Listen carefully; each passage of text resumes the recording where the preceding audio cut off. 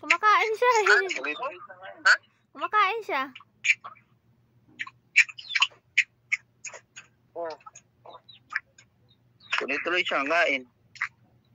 Tuloy-tuloy. Ano yung pataon? Pinakain na nga. Ayun, siya lang nakain. Hiniyaan din siya ng mga kapatid niya. Oo.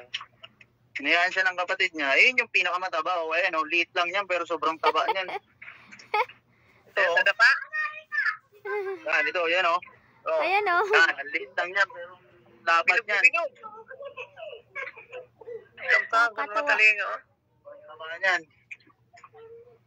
Mga large fight talaga. Large fight? Yan na siya, o. Inom na naman siya.